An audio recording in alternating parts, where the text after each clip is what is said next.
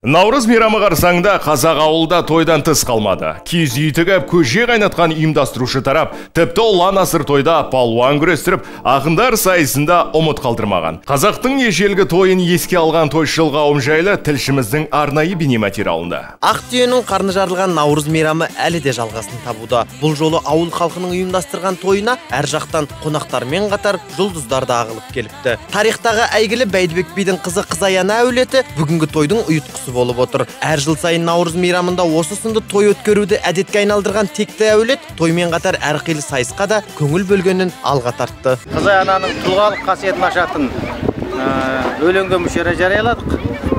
Бас жүлде 100 мың, екіншісіне 60, үшіншісіне 40 мың теңгеден беріп, халықты спортқа баулу негізінде күрес ұйымдастырдық. Күреспен қоса бүлдіршіндер арасында қол күрес, арқан тартыс, асық ату сайыстарда жасөспірімдерді бір серпілтіп тастады. Ал қоғамдық қордың төрағасы Нәбижан мырза игі жақсының аталмыш шараға атсалысқанын айтып, ризашылығын білдірді. Жазушылар да бар, мәдени тұлғалар да бар, кәсіпкерлер де бар.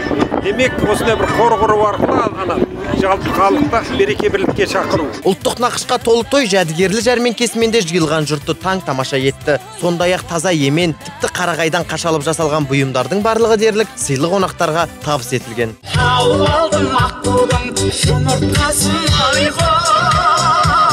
Ықылас Тұрсынбек, хедлайнер.